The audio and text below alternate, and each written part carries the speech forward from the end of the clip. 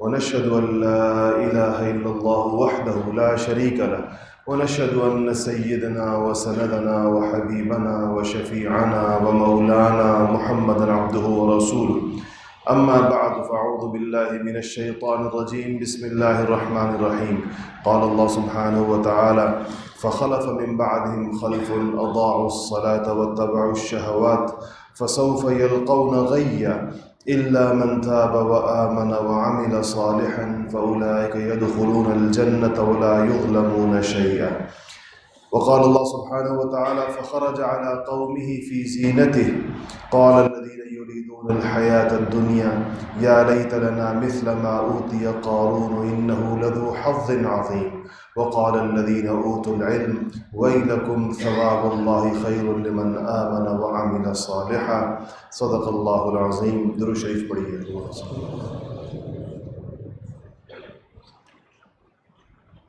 عزیزان گرامی، گزشتہ 4 ہفتے غالباً مسجد اقصی، مسئلہ فلسطین، اس کی تاریخ، اہمیت، فضیلت، پس منظر، پیش منظر، اس سے متعلقہ آیات، احادیث، اس پر تفصیل کے ساتھ بات ہوئی. آپ کے سامنے میں نے 25-30 احادیث، میرے خیال ہے یہ 23-24-25 کو احادیث پیش کی جو ارض شام سے اور فلسطین، بیت المقدس سے متعلق تھی. آج اس قسم کے تمام مسائل کی جو بنیاد ہے، جو اس کی وجوہات ہیں کہ مسلمانوں پر یہ آزمائشیں صرف فلسطین میں تو نہیں ہیں، ہر جگہ، کشمیر میں ہیں، افغانستان میں ہیں، برما میں ہیں، صومالیہ میں ہیں، مالی میں ہیں، دنیا کا کوئی خطہ ایسا نہیں ہے، ہندوستان میں ہے جہاں مسلمان پریشانی میں مبتلا نہ ہو. 2 قسم کی پریشانیاں ہیں. ایک پریشانی کافروں کی طرف سے، کفار کا جہاں پر غلبہ ہے، استیلاء ہے، ان کی پریشانی ہے. کچھ جگہوں کے اوپر پریشانیاں خود مسلمانوں کی طرف سے، یعنی بے دین مسلمان جو ہے وہ دیندار مسلمانوں کو تنگ کر رہے ہیں، ان کے لیے مشکلات پیدا کی ہوئی ہیں، ان کو اپنے دین پر عمل کرنے کی اجازت نہیں دے رہے، جیسے بنگلہ دیش میں، اور بہت سارے ایسی جگہیں آپ کے سامنے ملک آ سکتے ہیں جہاں مسلمانوں کی اکثریت ہے، مسلمانوں کی حکومت ہے، لیکن دین پر چلنا مشکل، دین پر چلنے کی اجازت نہیں. یہ ساری جو صورتحال اس وقت پیدا ہوئی ہے امت میں، ظاہر بات ہے کہ ہمارے لیے قرآن و سنت ہر چیز کا سبق ہے، اور قرآن و سنت ہی ہمارا مرجع اور مصدر ہے، اور ہم ادھر سے ہی ساری چیزوں کو دیکھیں گے. نبی کریم صلی اللہ علیہ وسلم نے اس صورتحال کی پیشن گوئیاں فرمائی تھی. ایک موقع پر آپ نے صحابہ سے کہا کہ مسلمانوں کا، یا تم لوگوں کا، چونکہ صحابہ اس زمانے کے مسلمان تھے، ان پر ایک ایسا دور آ جائے گا کہ اقوام عالم، پوری دنیا کی قومیں ایک دوسرے کو تمہاری بیخکنی کے لیے، تمہیں تباہ کرنے کے لیے، تمہیں برباد کرنے کے لیے ایک دوسرے کو اس طرح بلائیں گے، دعوت دیں گے، جیسے تم اپنی دعوتوں میں، ضیافتوں میں مہمانوں کو دسترخوان پر بلاتے ہو. جیسے آپ نے دسترخوان بچھایا کھانے کا، اور اپنے جاننے والوں سے کہتے ہیں کہ آپ بھی آئیے کھانا کھائیں، آپ بھی آئیں، آپ بھی آئیں، آپ بھی آئیں. جتنا آپ کے پاس کھلانے کے لیے سامان زیادہ ہوتا ہے تو آپ اتنے زیادہ لوگوں کو بلاتے ہیں. کہا اس طرح یہ دنیا کی قومیں ایک دوسرے کو بلائیں گی کہ آؤ مسلمانوں کو ماریں، آؤ مسلمانوں کو پیٹیں، آؤ مسلمانوں کو لوٹیں، آؤ مسلمانوں کی عزتوں کو تاخت و تاراج کریں. ایک ایسا دور آ جائے. صحابہ کو بڑی حیرت ہوئی، تو صحابہ نے پوچھا کہ یا رسول اللہ، اتنی جو ہماری کیفیت ایسی ہو جائے گی، ایسی جو ہم پر، یعنی مسلمانوں کی اتنی قسم پرسی اور ان کی اتنی جو بے بسی کی کیفیت ہوگی، تو اس کی وجہ کیا ہوگی؟ کیا مسلمان تعداد میں بہت تھوڑے ہو جائیں گے؟ اتنے کم مسلمان ہوں گے کہ جس کی مرضی ان کے اوپر مسلط ہو جائے؟ نبی کریم صلی اللہ علیہ وسلم فرمایا کہ نہیں، تعداد میں کم نہیں ہوگی. 2 وجوہات اور ہوں گی. تو فرمایا کہ وہ کیا ہیں 2 وجوہات؟ تو آپ نے فرمایا کہ حب الدنیا و کراہیت الموت. ایک تمہارے اندر دنیا کی محبت رچ بس جائے گی. تمام مسلمان جو زندگی گزار رہے ہوں گے وہ دنیا کی زندگی ہوگی، آخرت سے بے پرواہ اور بے غم ہوں گے. ان کے کاموں میں، ان کے اوقات میں، ان کے اموال میں، ان کی صلاحیتوں میں، ان کے شب و روز میں، ان کے وقت گزارنے میں، ان کے اوقات لگانے میں آخرت کا کنسیپٹ نہیں ہوگا. کوئی کام آخرت کے لیے نہیں ہوگا. ہر چیز دنیا کے لیے ہو رہی ہے. کس کو دنیا کہتے ہیں؟ دنیا صرف کھانے پینے پہننے اوڑھنے کو نہیں کہتے. اصل مقصود ہے کہ ایک بندہ کھانا پینا پہننا اوڑھنا، اگر کوئی بندہ اسی کو مقصود بنا کر زندگی گزار رہا ہے اس کو دنیا کہتے ہیں. ورنہ کھاتے پیتے پہنتے اوڑھتے تو انبیاء بھی ہیں اور اولیاء بھی ہیں، صلحاء بھی ہیں، سب لوگ ہی ہیں. لیکن آیا وہ اسی فرق یہ ہوتا ہے دونوں کے درمیان کہ وہ اس کھانے پینے پہننے اوڑھنے کو ہی مقصود بنا کر زندگی گزارتے ہیں، یا یہ ان کی زندگی کی ضروریات ہوتی ہیں جو اللہ جل شانہ مختلف طریقوں سے ان کے لیے پوری کرتا ہے. بعض لوگوں کے لیے تو اللہ پاک ایسے طریقوں سے پوری کرتا ہے کہ اس پر ان کا کوئی وقت ہی نہیں لگ رہا ہوتا،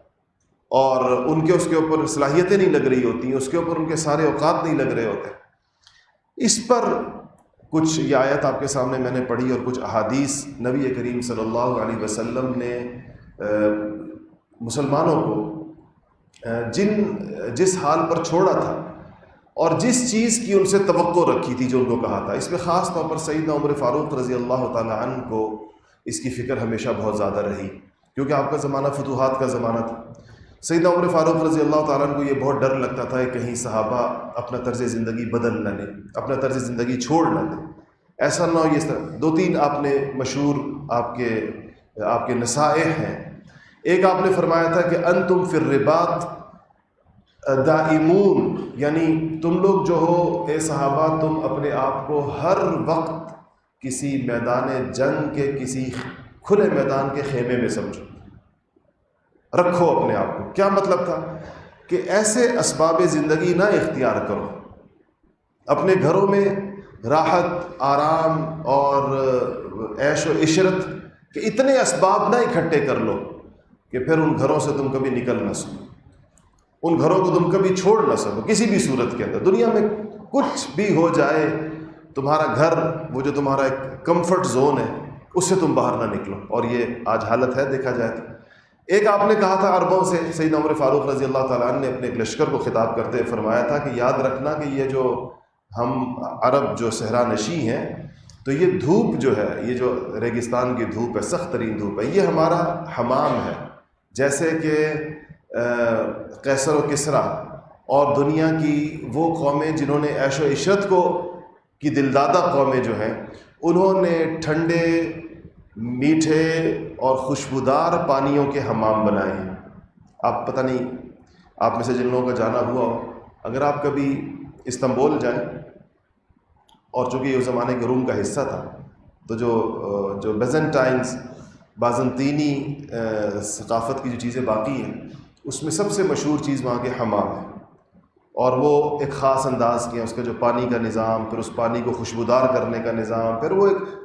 وہ ایسے عجیب، آپ حیران ہوں گے کہ اس مسجد سے بڑے بڑے حمام ہیں اور اس میں نہانے کا عمل بھی ایسے لگتا ہے جیسے لوگوں کا پورے دن کا یہی کام ہوتا تھا کہ بس دن بھر میں ایک دفعہ نہایا تو اس سارے عمل سے گزرے. یعنی عیش و عشرت کی دلدادہ قوموں نے عیش کو ایک پوری کلچر بنا کر بہت اونچائیوں بلندیوں تک لے کر گئے. تو عمر فاروق نے کہا تھا کہ ہمارا حمام دھوپ ہے، کہ ہم صحراؤں کی تپتی ہوئی دھوپ کے اندر ہم کھڑے رہیں اور کام کرتے رہے تو ہمیں کوئی فرق نہ پڑے، ہم پگھلے نہ اس کی وجہ سے. محدثین نے حدیثی کتابوں میں نبی کریم صلی اللہ علیہ وسلم کی سادہ زندگی کو اور اختیاری سادگی کو جو آپ نے اختیار فرمائی تھی، اس کو مستقل کتاب الزہد کے عنوان سے، یہ جو کتاب میرے سامنے ہے اس کے اندر تو باقاعدہ باب فی فضل الجوع، بھوک کے فضائل کے اوپر، وخشونۃ العیش، اور کھانے رہن سہن کے اندر ایک جس کو ہمارے ہاں اردو کے اندر کہتے ہیں کہ موٹا جھوٹا کھانا پہننا، یعنی ایسے کھانے پینے اور پہننے اوڑھنے میں سادگی کے اوپر اس پر باقاعدہ باب قائم کیا. جو آیت میں نے آپ کے سامنے پڑھی، فخلف من بعدهم خلف اضاعوا الصلاة واتبعوا الشہوات، اللہ جل شانہ نے زوال کی 2 وجوہات بیان کی. کہ اچھوں کے بعد، اتقیاء اور صلحاء کے بعد، نیک لوگوں کے بعد اللہ پاک نے فرمایا جو اگلی نسل آئی، جو اگلے آئے، فخلف من بعدہم خلف، ان کی ان کی علامتیں بیان کی، یا ان کی دو چیزیں ایسی بیان کی ہے جو ان کے تباہی کا اور ان کے زوال کا باعث بنی۔ پہلی چیز بیان کی اضاعوا الصلاۃ، کہ نماز کو ضائع کرتے تھے۔ علماء نے لکھا ہے کہ اگر یہ پچھلی قوم یہود و نصارہ مراد ہے تو تصور نماز تو ان کے یہاں موجود رہا تھا۔ آپ یہ نہیں کہہ سکتے کہ یہود و نصارہ پر کوئی ایسا دور گزرا کہ نماز نامی کسی عبادت سے وہ واقف نہیں تھی۔ تو علماء نے لکھا ہے کہ اضاعوا الصلاۃ سے مراد نماز کے تصور کا ختم ہو جانا نہیں ہے، بلکہ نماز میں خشوع کا ختم ہو جانا ہے۔ خشوع نماز کے ختم ہو جانے کو اضاعوا الصلاۃ کہا گیا، اور جس طرح حدیث شریف میں آتا ہے کہ ایک ایسا دور آ جائے گا کہ اتنی بڑے بڑے مجمع نماز پڑھ رہے ہوں گے، بھری بھری مساجد ہوں گی، ایک شخص بھی ان میں خشوع والا نہیں ہوگا، ایک شخص بھی ایسا نہیں ہوگا جس کو خشوع کی نماز ان میں میسر۔ تو ایک علامت یہ بیان کی گئی، واتبعوا الشہوات، اور شہوتوں اور خواہشوں کی زندگی، اس کی اتباع کرنا۔ افرأیت من اتخذ الہہ ہوا، قرآن میں دوسری جگہ کہ جو لوگ خواہش کو خدا بنا لیتے ہیں، جو خواہش کی غلامی اختیار کر لیتے ہیں۔ خواہش کا یہاں مطلب کیا ہے؟ خواہشات دو قسم کی ہوتی ہیں، ایک ناجائز خواہش ہے، حرام خواہش، ایک جائز خواہش کے اندر مبالغہ ہے، ضرورت سے زیادہ۔ تو جب جائز چیز بھی اپنی ضرورت سے بہت زیادہ ہو جائے، علماء نے اسراف اور تبذیر کے درمیان ایک فرق جو بیان کیا وہ بھی یہ کیا کہ قرآن کے اندر تبذیر کا ذکر بھی آتا ہے، ان المبذرین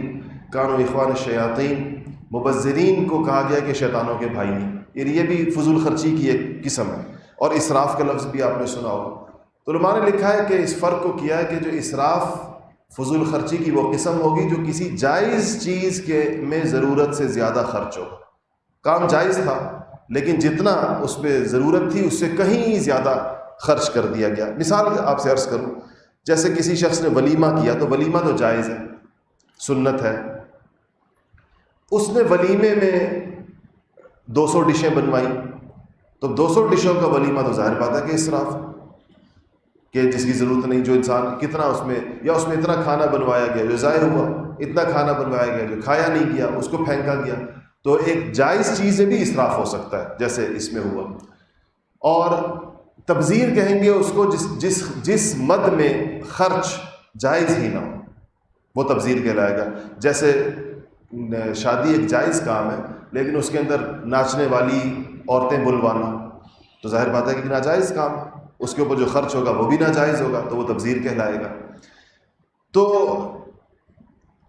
جو خواہش کی زندگی ہوتی ہے، خواہشات کی زندگی ہوتی ہے، وہ دو قسموں میں سے کسی ایک قسم پر ہوتی ہے۔ یا تو بندہ ناجائز کے اندر کا ارتکاب کر رہا ہوتا ہے، یا جائز میں ضرورت سے بہت زیادہ اس کا وقت لگ رہا ہوتا ہے، اس کے وسائل لگ رہے ہوتے ہیں، اس کے اوقات لگ رہے ہوتے ہیں، اس کا پیسہ لگ رہا ہوتا ہے۔ یہ دونوں صورتیں شہوت کی یا خواہش کی اتباع کہلائیں گی۔ اس کے بعد اس پر اللہ جل شانہ کا ایک اصول قرآن شریف میں بیان کیا گیا ہے، اور اس کو دیکھے تو انسان اپنی اپنی زندگی پر اس پہ غور کر سکتا ہے۔ اللہ پاک نے فرمایا کہ من کان یرید العاجلہ عجلنا لہ فیہا ما نشاء لمن نرید، کہ جو شخص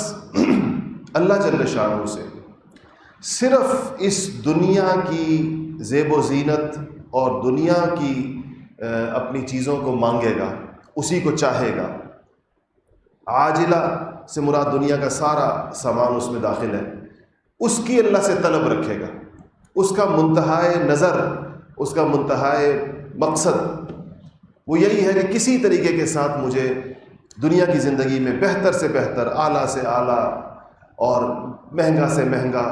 اور عیش و عشرت کے اعتبار سے اونچے اسباب مہیا ہو جائیں، جس کا مقصد حیات یہ ہوگا عجلنا لہ فیہا ما نشاء لمن نرید۔ اللہ پاک نے فرمایا کہ ان میں سے جس کے لیے پھر جتنا مقدر میں ہوگا ہم اس کو دے دیں گے، اس کی خواہش۔ یعنی اس کی مثال آپ یوں بھی دے سکتے ہیں کہ ایک شخص اللہ تعالیٰ سے صرف دنیا ہی چاہ رہا ہے اور بہت زیادہ چاہ رہا ہے، تو اللہ فرماتے ہیں کہ ہم اس کو جو دیں گے تو دنیا ہی دیں گے، لیکن پھر کتنی دیں گے اور ان میں سے کس کس کو دیں گے یہ ہم خود طے کریں گے۔ عجلنا لہ فیہا ما نشاء لمن نرید، جس کو ہم چاہیں گے اور جتنا چاہیں گے، لیکن دیں گے چونکہ خواہش صرف دنیا تھی تو صرف دنیا ہی دیں گے، اور یہ اس کی خواہش پوری کرنے کے بعد کیا کریں گے؟ ثم جعلنا لہ جہنم یصلاھا مذموما مدحورا، اس کا آخری فیصلہ یہ ہے کہ پھر وہ جہنم میں جائے گا جہاں وہ دھتکارا ہوا اور راندہ درگاہ، پھٹکار پڑی ہوئی، اللہ تعالیٰ کی رحمت سے دور ہو کر وہ اس کے اندر پڑا رہے گا۔ اور جو لوگ آخرت چاہیں گے، ومن اراد الآخرہ، جن کا مطمع نظر آخرت ہو، جو اللہ تعالیٰ سے جنت چاہتے ہیں، جو آخرتی کامیابیاں چاہتے ہیں، جو آخرت کے قبر سے شروع ہونے والے، یا آپ کہہ لیں کہ مرض الموت سے شروع ہونے والے اس آخرت کے سفر سے حتمی فیصلوں تک، جنت اور جہنم تک کا جو سفر ہے، اس کی کامیابیاں اور عافیت چاہتے ہیں۔ من اراد الآخرہ وسعى لها سعیہا، شرط اللہ پاک نے لگا دی ہے کہ صرف چاہنا نہیں، اس کے لیے انہوں نے کچھ کوشش بھی کی ہو، بھاگ دوڑ بھی کی ہو، کوئی عمل بھی کی ہو، وسعى لها سعیہا، سعی کی ہو اس کے لیے، تو ان کے شب و روز میں، ان کے اوقات میں، ان کی صلاحیتوں میں، ان کے فیصلوں میں، ان کے اموال اور ان کی جانوں میں، جو جو چیزیں ان کے اختیار میں ہیں، ان اختیاری چیزوں میں آخرت کے لیے کوئی عمل موجود ہو، آخرت کے لیے اس میں کام موجود ہو، آخرت کے لیے اس میں عبادت بھی موجود ہو، خدمت بھی موجود ہو، جو چیزیں موجود ہوتی ہیں، تو اللہ جل شانہ نے فرمایا کہ ان کو ہم ان کی منزل عطا کریں، اور کامیاب بھی وہی لوگ ہیں۔ کہا کہ قرآن شریف کی تعبیر، تو اللہ پاک نے فرمایا کہ ان کی جو سعی ہے، ان کی جو کوشش ہے جس چیز کے لیے، تو وہ سعی مشکور ہو جائے گی۔ وہ سعی یعنی اللہ تعالیٰ ان کی اس کوشش کی، ان کی اس محنت کی، اللہ تعالیٰ قدردانی والا نتیجہ ان کو، نتائج ان کو عطا فرمائیں گے، یعنی اللہ تعالیٰ اس کی قدر کریں گے پوری قدر، اور پھر ایک قدردان ذات جس طرح کسی کو کوئی چیز عطا کرتی ہے، اللہ پاک ویسے اس کو عطا فرمائیں گے۔ تو اس پر اسی باب سے متعلق کچھ احادیث آپ کے سامنے عرض کرتا ہوں، پیش کرتا ہوں آپ کے سامنے نبی کریم صلی اللہ علیہ وسلم کے فرامین۔ حضرت عائشہ رضی اللہ تعالی عنہ اپنے بھانجے سیدنا عروہ بن زبیر رضی اللہ تعالی عنہ سے فرماتی ہیں، عائشہ کہ عروہ کہتے ہیں کہ عن عائشہ رضی اللہ عنہ انہا کانت تقول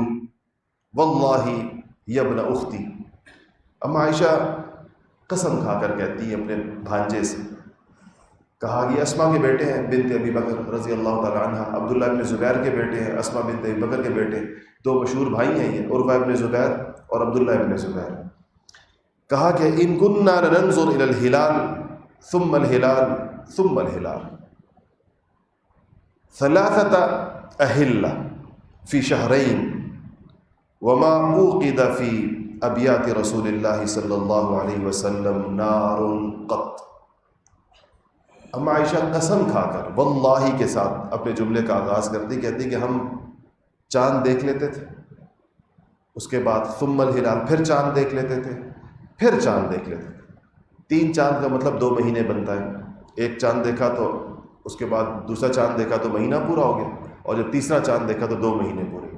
تو کہا کہ چاند دیکھ لیتے تھے، پھر چاند دیکھ لیتے تھے، پھر چاند دیکھ لیتے تھے،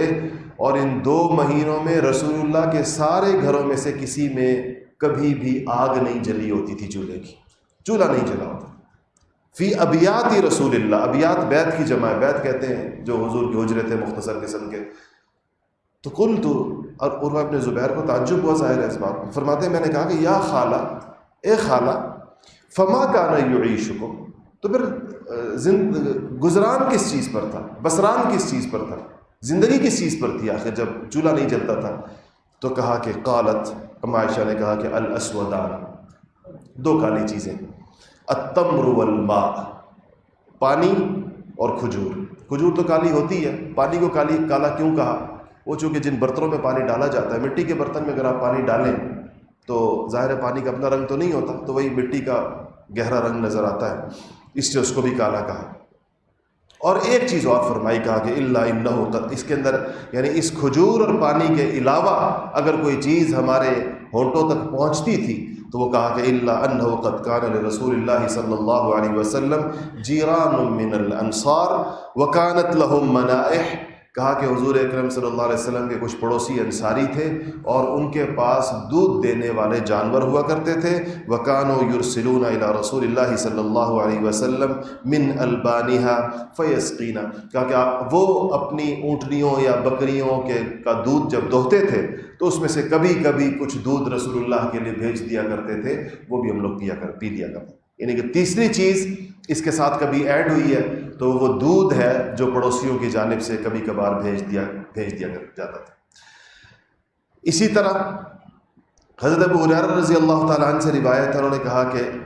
وہ کہیں سے گزرے لوگوں کے اوپر سے، انہ مر بقوم بین ایدیہم شاۃ مسلیۃ،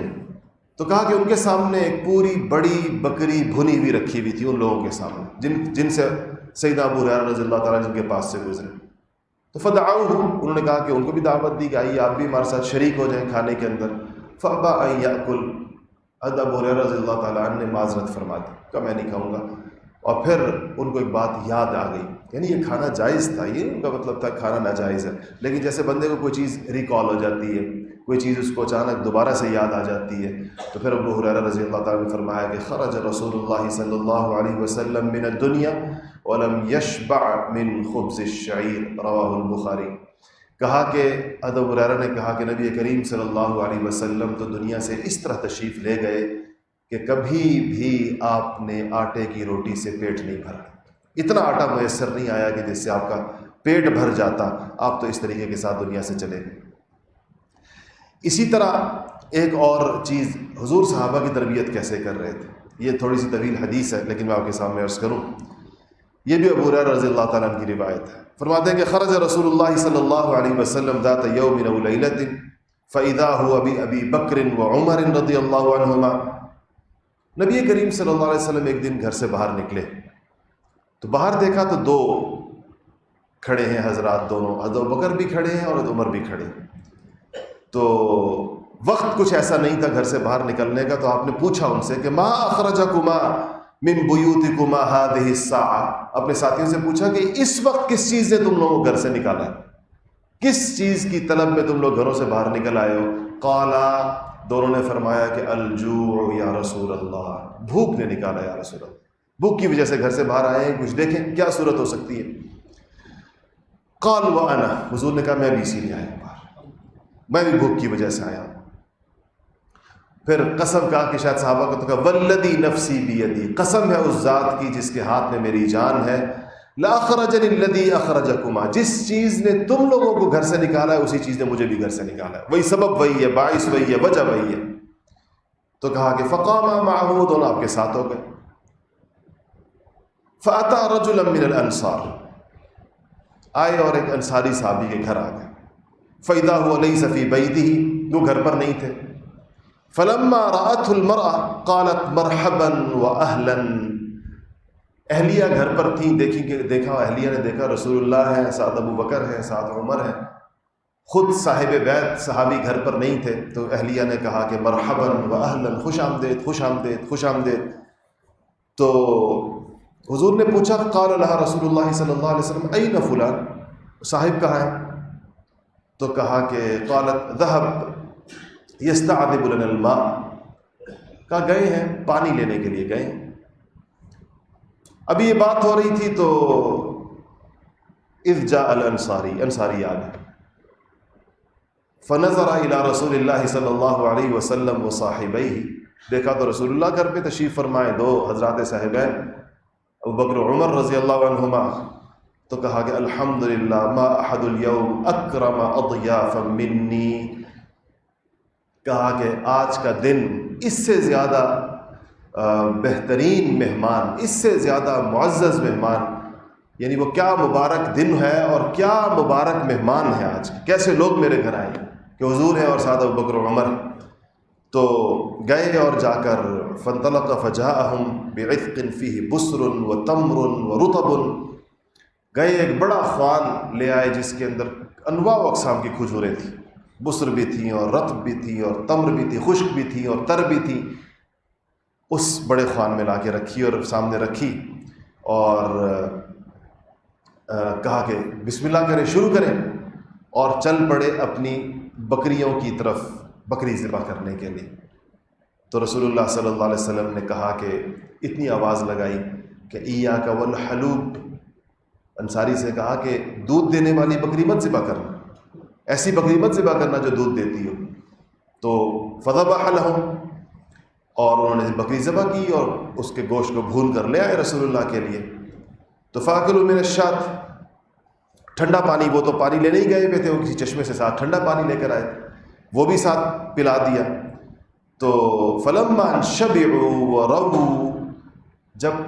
سیر ہو گئے کھانے سے بھی اور ٹھنڈا پانی بھی پی لیا، قال رسول اللہ صلی اللہ علیہ وسلم لأبی بکر وعمر، حضور نے دیکھا اپنے دونوں دوستوں کو، ابو بکر و عمر کو، اور ان سے کہا کہ والذی نفسی بیدہ، قسم ہے اس ذات کی جس کے قبضے قدرت میں میری جان ہے،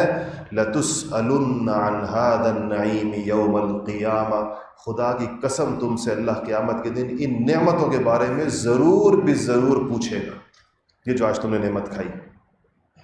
اللہ ضرور پوچھے گا تم سے اس کے بارے میں۔ تو کہا کہ اخرجکم من بیوتکم الجوع، تمہیں تمہارے گھروں سے بھوک نے نکالا، ثم لم ترجعوا حتى اصابكم هذا النعيم، پھر اللہ پاک نے تمہیں بھوکا گھر نہیں لوٹایا، یہ نعمتیں کھلا کر اللہ پاک نے تمہیں گھر کے اندر لوٹایا، اب ان نعمتوں کی تم سے پوچھو گی۔ حالانکہ انسان سوچے کہ اس سے پہلے جو بھوک تھی، اس بھوک کے بعد یہ نعمت ملی تھی، وہ بھی ہدیے کی شکل میں ملی تھی، ضیافت کی شکل میں ملی تھی، تحفے کی شکل میں ملی تھی۔ تو ہم جو نعمتوں کے اندر، جس نعمت کے اندر جو شخص کیسے کیسے ڈوبا ہوا ہے، ہم نے کیا سوچا ہے کہ ہم سے جو پوچھا جائے گا تو اس کا کیا جواب ہو؟ کیا بتائیں گے کہ اللہ ان نعمتوں کا جو ہمارے اوپر برسات تھی، جس میں کتنے لوگ ایسے ہیں ہم بیٹھے ہوئے لوگوں میں سے جنہوں نے زندگی میں کبھی بھوک کا ذائقہ نہیں چکھا ہوگا، کوئی ایک وقت بھی زندگی میں ایسا نہیں گزرا ہوگا جس سے بھوک ہے۔ اختیاری تو الگ چیز ہے نا، آپ مصروف تھے، ہم یہ یعنی بھوک اس وجہ سے نہیں آئی کہ کھانا نہیں تھا، آپ نے خود نہیں کھایا ہوا تو ایک الگ مسئلہ ہے، اس کو تو بھوک نہیں کہتے۔ لیکن زندگی میں کوئی ایک ٹائم ایسا نہیں گزرا جس کے اندر کئی بندہ کہ گھر کھانے کی کوئی چیز گھر میں نہیں تھی۔ ان حضرات کے گھروں میں تو یہ چیز گزری، اس کے بعد بھی اگر کوئی چیز ملی تو کہا کہ اگر وہ اس پر بھی صحابہ کی تربیت یہ ہو رہی ہے کہ اتنی بھوک کے بعد اگر تمہیں کچھ کھانے کو ملا ہے تب بھی ذہن میں یہ رکھو کہ اللہ جل شانہ اس کا پوچھیں گے کہ اس نعمت کو تم نے استعمال کی، یعنی یہ نعمت پوچھنا کس چیز کا ہوتا ہے؟ حق نعمت کا پوچھا جاتا ہے کہ نعمت کا حق کیا ادا کیا۔ نعمت تمہیں دی گئی تھی اور نعمت کے اپنے حقوق ہوتے ہیں، حق نعمت تم نے کیا ادا کیا، یا صرف تم نے اس نعمت کو اپنے عیش و عشرت کے اوپر استعمال کیا۔ یہ صحابہ کی تربیت کا ایک آغاز تھا، کہیں یا ایک اس کا مزاج تھا جو رسول اللہ صلی اللہ علیہ وسلم، اس لیے وہ اپنے پاس چیزوں کو جمع رکھنے سے اور پھر اس کا آخرت کے اندر سوال سے وہ ڈرا کرتے تھے۔ اگر یہ چیز، باقی روایات بہت ہے، وقت کم ہے، اگر آپ اس کو دیکھ لیں تب آپ کو یہ بات سمجھ میں آئے گی کہ اما عائشہ رضی اللہ تعالیٰ عنہا یا دیگر امہات المؤمنین کو جب دراہیم و دینار کے توڑے، چھوٹی چھوٹی بوریاں خلفاء کی طرف سے پہنچتی تھیں، خاص طور پر سیدنا امیر معاویہ رضی اللہ تعالیٰ عنہ کے زمانے میں چونکہ فتوحات بہت ہوئی تھی، تو امیر معاویہ رضی اللہ تعالیٰ عنہ بہت زیادہ حصہ بھیجا کرتے تھے اہل بیت کا، اور وہ دینار کی اور دراہم کی بوریاں ہوتی تھی بعضوں کا، تو وہ بوریاں چند گھنٹوں سے زیادہ امہات المؤمنین گھر میں کیوں نہیں رہتی تھی، اس کے حساب سے بچنا چاہتے تھے، جو آیا شام سے پہلے پہلے نکال دی۔ خود نبی کریم صلی اللہ علیہ وسلم کے معمول، ہم عائشہ سے کہا کہ وفات کے دنوں میں اماں فرماتی ہیں وفات سے ایک دن پہلے یا 2 دن پہلے، تو کہا کہ عائشہ وہ کچھ دینار آئے تھے، انہوں نے کہا جی فلانے طاق میں پڑے کر لیا، تو میں لے آئی، تو مجھے کہا کہ 8 تھے یا 12 تھے، تو مجھے کہا کہ عائشہ یہ کسی کو دے دو، ایسا نہ ہو کہ میرا آخری وقت آ جائے، اور اگر میں ایسے وقت میں جاؤں کہ یہ دینار میرے گھر کے اندر پڑے ہوں اور میں اللہ کے پاس جاؤں تو اللہ کہے گا کہ میرے اس بندے کو مجھ پہ اعتماد نہیں تھا، مجھ پہ اعتماد نہیں تھا کیا کہ دینار کا بند کر کے۔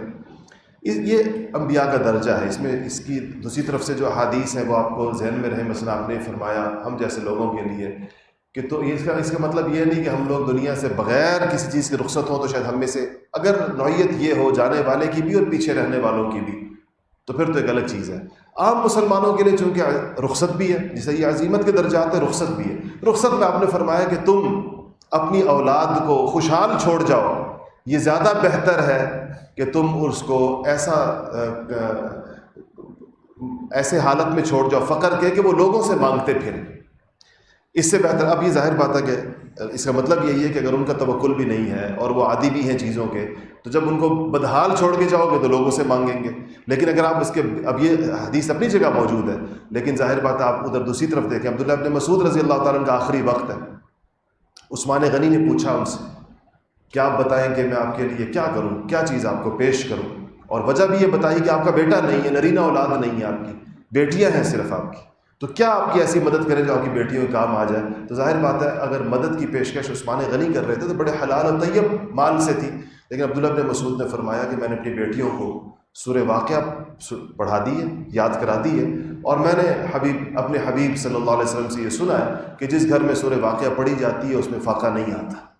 تو میں نے وہ سکھا دی.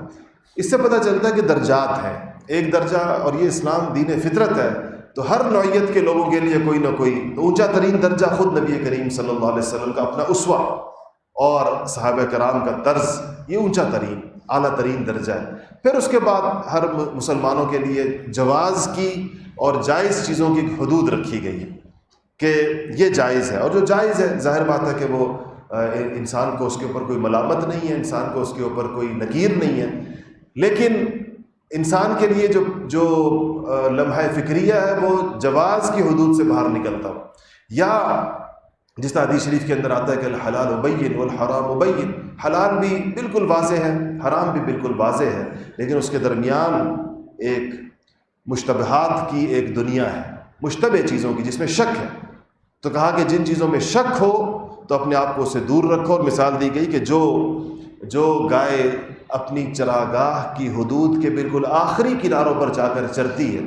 تو اس بات کا بڑا امکان پیدا ہو جاتا ہے کہ وہ اپنا منہ دوسری چراگاہ میں ڈال دے گی. جب بالکل کنارے پر چر رہی ہے تو اس کا منہ دوسرے کی چراگاہ کے اندر پڑنے کا امکان بڑھ جاتا ہے. اس لیے حدود سے اپنے آپ کو بندہ جتنا پیچھے رکھتا ہے اتنا عافیت کے اندر رہتا ہے، جتنا حدود سے اپنے آپ کو دور رکھتا ہے اتنا اس کے پاس کسی وقت میں اگر وہ آگے بھی گیا تب بھی اس کے پاس جگہ ہوگی. جیسے دنیا کے اندر ساری چیزوں میں اس چیز کا اصول ہوتا ہے کہ جو چیزیں بہت زیادہ، جہاں پروٹیکشن سیکیورٹی بہت زیادہ ہوتی ہے تو بیریئرز جو ہیں وہ بہت دور لگائے جاتے ہیں تاکہ اگر ایک لیئر ٹوٹے دوسری ہو، دوسری ٹوٹے تیسری ہو، بالکل آخری مرحلے کے اوپر جا کر نہیں لگایا جاتا. تو ایسے ہی انسانوں کو تو ایک چیز جو ہماری اس موجودہ حالت کی ایک وجہ جو ہو سکتی ہے اور جو بڑی اہم، کہ جب ہم دنیا کو کمانے کو، خرچ کرنے کو، پہننے کو، اوڑھنے کو، اور اس میں پھر اوپر سے اوپر آپ کو پتہ ہے اسی کو حد نہیں ہے چیزوں کی، کسی قسم کی کوئی حد نہیں ہے. اس پر جب ایک انسان مستقل مشغول ہو جاتا ہے تو وہ